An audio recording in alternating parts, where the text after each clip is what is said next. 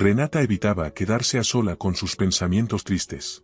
Para ello, se cargaba de trabajo para no tener tiempo para tomar té, navegar sin cesar por internet o charlar con colegas que discutían constantemente sobre todos a su alrededor. El liderazgo valoraba enormemente su increíble diligencia, y lo que rara vez sucedía, no solo expresaba su aprobación verbalmente, sino que también la premiaba constantemente. Pero Renata estaba dispuesta a renunciar a las recompensas y muchas otras cosas, solo para no tener que esconderse de sus pensamientos tristes, ahogándose en el trabajo. Externamente, su vida parecía bastante próspera. Su esposo, Francisco, a quien conoció en la escuela, todavía la amaba.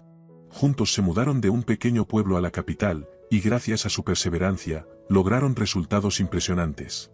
Una vez empezaron su vida juntos en la capital, mudándose de una habitación alquilada a otra.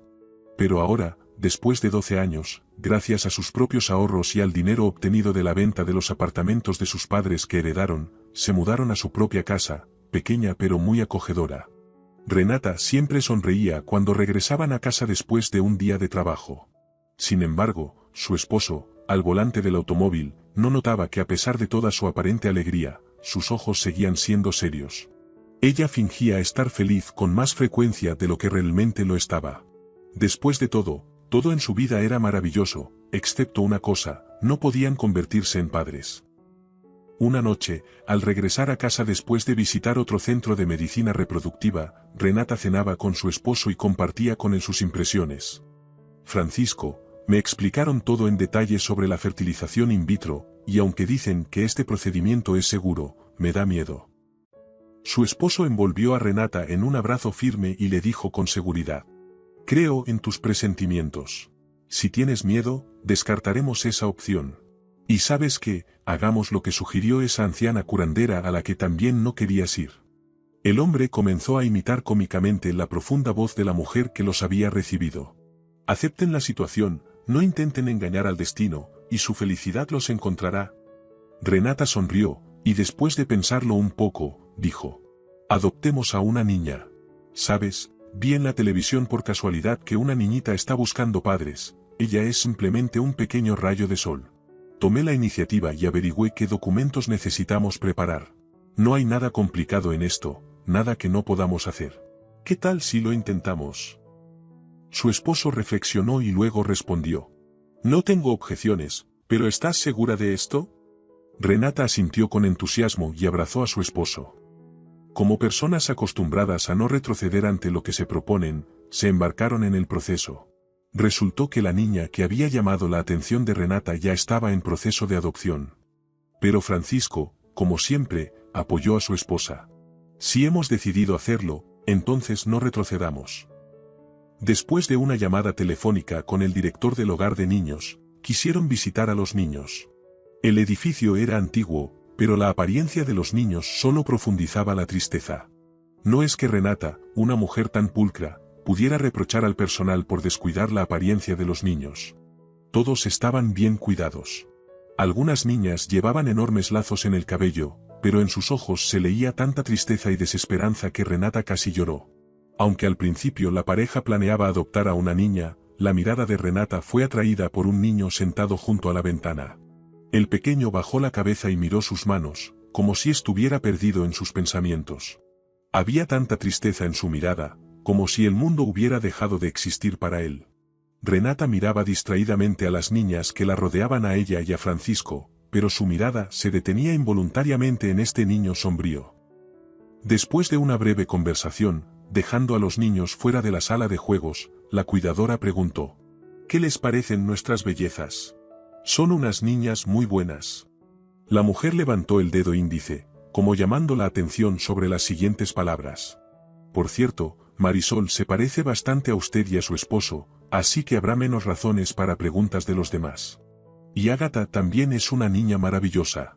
Solo tiene 4 años, pero ya me ayuda en todo. La cuidadora parecía poder hablar durante días y noches sobre las virtudes de sus protegidos, pero fue interrumpida por Renata. Disculpe, ¿por qué ese niño está solo? La cuidadora sonrió. Ese es Carlos. Casi no habla, aún no se ha adaptado. Tiene solo 4 meses con nosotros. Lo encontró algún vagabundo y lo llevó al hospital. Dijo que lo encontró jugando con un juguete entre los arbustos. No quería lidiar con la policía, así que decidió llevarlo a los médicos. En el hospital lo revisaron, pasaron la información a la policía, pero nadie lo está buscando. En resumen, tiene alrededor de 2 o 3 años. Es callado, no cuenta sobre sí mismo. A veces llora por las noches, pero ¿quién de nuestros niños no lo hace? Cada uno de nuestros niños tiene una historia especial. Es triste por ellos, pero no podemos llevarlos a todos a casa. La compasiva cuidadora regresó a la sala de juegos, mientras Francisco y Renata se dirigieron al director. En el camino, la mujer susurró suavemente a su esposo. Francisco, vamos a adoptar a Carlos. El hombre se detuvo sorprendido. Renata, ¿pero no soñabas con una hija, vestidos, lazos, muñecas? Mi corazón se inclinó de inmediato hacia este niño, respondió Renata. Después de solo unos minutos allí, pensó Francisco sorprendido, pero decidió apoyar a su esposa. Está bien, vamos a preguntar cómo podemos adoptarlo. El director del hogar de niños advirtió a la pareja que Carlos aún no estaba lo suficientemente adaptado a la sociedad, pero la pareja insistió en este niño silencioso. Luego comenzó el engranaje burocrático, después de numerosas pruebas, desde la preparación de todos los documentos necesarios hasta la creación de una acogedora habitación infantil. Francisco y Renata finalmente llevaron a Carlos a casa. Siguiendo los consejos recibidos en los cursos para padres adoptivos, no cambiaron bruscamente la rutina a la que el niño estaba acostumbrado en la institución. Por la noche, llevaron al niño a familiarizarse con el baño. El baño les trajo un descubrimiento real. En el hombro izquierdo de Carlos se podía ver una marca de nacimiento en forma de rombo con esquinas ligeramente redondeadas. Después de acostar al niño, Renata inició la difícil conversación. Francisco, ¿recuerdas cómo nuestro principal alborotador en la escuela una vez molestó a Esther, para que intentara limpiar la mancha de nacimiento en su mano? En ese momento, ella orgullosamente le dijo que era una cigüeña que le dejó una marca de recuerdo. El hombre reflexionó por un momento y luego asintió. Recuerdo que la empezaron a llamar Pajarito desde el 7º grado. Escucha, entiendo a qué estás insinuando, pero las manchas de nacimiento no se transmiten por herencia, ¿verdad? ¿Quizás es solo una simple coincidencia? Francisco, no lo sé, pero estoy inquieta. Llamemos a Diana, nuestra compañera de clase. Ella aclarará la situación y nos dirá cómo encontrar a Esther. Renata sacó una vieja libreta de direcciones del fondo del escritorio. Después de hojearla, encontró el número de Diana. Para sorpresa de ella, después de varios tonos, escuchó una voz familiar al otro lado de la línea. Después de unos breves saludos, Renata planteó la pregunta que la había estado molestando. ¿Cómo está Esther? ¿Dónde está ahora? Querida, le ha sucedido algo terrible. En resumen, tuvo un matrimonio desafortunado, su esposo le fue infiel, pero ella todavía lo adoraba. Dio a luz a un hijo, pero luego alguien le robó al bebé. La historia causó mucho revuelo en nuestro pueblo, explicó Diana. Renata suspiró mientras intentaba armar el rompecabezas en su mente. Su antigua compañera de clase continuó. La apoyé durante ese difícil momento, como pude. Pobre, estaba destrozada por el dolor. Después de la desaparición de su hijo, sus padres fallecieron, primero su padre, luego su madre. Ella casi pierde la razón. Su esposo fue la única persona cercana que le quedaba, pero quería internarla en un psiquiátrico. Por suerte, mi tía es la directora allí. Hablé con ella, le expliqué todo. No creyó las palabras de ese canalla, habló con Esther y llegó a la conclusión de que está perfectamente cuerda y capaz. No la dejé en la estacada. Después de media hora de preguntas, relatos y sorpresas, las mujeres se despidieron. Renata se sentía increíblemente preocupada. Francisco, ¿qué debemos hacer ahora? Entiende, Carlos seguramente es hijo de Esther. Cariño, no entres en pánico. Viaja a su ciudad natal. Necesitamos investigar todo, en lugar de basarnos en suposiciones infundadas. ¿Estás sugiriendo que hagamos un análisis de ADN como en las películas de detectives? El hombre encogió los hombros. ¿Y por qué no? ¿O propones que vayamos y le digamos, sabes, Esther, no te preocupes, pero hemos encontrado a tu hijo? Y si no resulta ser él, le diremos, ups, ¿cometimos un error? Tienes razón, Francisco. ¿Te será difícil cuidar a Carlos aquí? Nos las arreglaremos. Nos llevamos muy bien, no te preocupes. Hablando casi hasta el amanecer, los esposos reservaron una habitación en el hotel y compraron boletos, e incluso Renata logró hacer su maleta. Para la hora del almuerzo, ya estaba en su pueblo natal. Dejando sus cosas en la habitación del hotel, tomó un taxi hacia las tumbas de sus padres y suegros.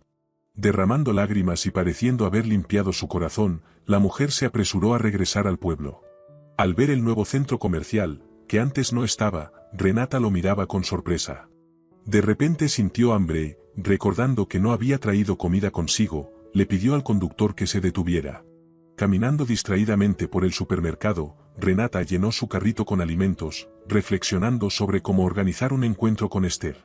Pero después de 10 minutos de divagar en sus pensamientos, de repente la vio, alta, elegante, aún conmovedora, con una postura orgullosa. Renata la llamó suavemente por su nombre, y Esther se volvió. Se saludaron, y entre ellas se produjo un incómodo silencio. Renata no sabía cómo comenzar la importante conversación, así que sugirió charlar en un café. Esther estuvo de acuerdo, y pronto ocuparon una acogedora mesa en el casi vacío establecimiento. Renata, a petición de su compañera de clase, habló sobre ella y su esposo, omitiendo intencionalmente a Carlos. Luego dijo: «No quiero causarte dolor, pero si quieres hablar, siempre estoy lista para escuchar. Lo sabes, ¿verdad?» Esther asintió. «Quizás realmente necesito expresarme. Ese día fue tan desesperado para mí que todo lo demás parecía insignificante. Mi suegra vino de visita, me regañó por el desorden en el departamento y exigió firmemente que limpiara todo mientras ella paseaba con su nieto en el parque. Me encargué de Raúl, lo organicé todo. Ese día tenía solo 2 meses y desde entonces no lo he vuelto a ver. Han pasado 3 años y todavía estoy esperando. Cuando me enteré de su desaparición, incluso recibí con calma la noticia de que mi esposo tenía otra mujer. Todo lo que quería era recuperar a mi hijo. Estaba dispuesta a darle a ella a mi esposo e incluso pagarle con tal de que me dijera dónde estaba mi hijo. Pero el detective me dijo que ella tenía una coartada sólida. Siempre estuve segura de que ella era culpable. Intenté hablar con ella, le rogué que fuera sincera, pero negó su participación en esto. Mi esposo, al ver mi determinación, me llamó obsesionada, quiso internarme en un hospital psiquiátrico y se fue a vivir con su madre. Y yo fui a ver a su mujer. Ella lucía satisfecha consigo misma. Lo admito, perdí el control, la agarré de la camisa y exigí la verdad. Como resultado, me llevaron a la comisaría. Ella, con una sonrisa autosuficiente en su rostro, decidió no presentar cargos contra mí, solo por respeto a mi esposo. No fue como en las series de detectives, donde el superinvestigador resuelve el caso. Incluso contraté a un detective privado, pero fue una pérdida de dinero.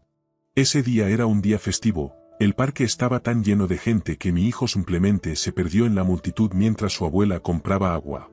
Por supuesto, también la citaron a la comisaría, pero ella no dijo nada concreto.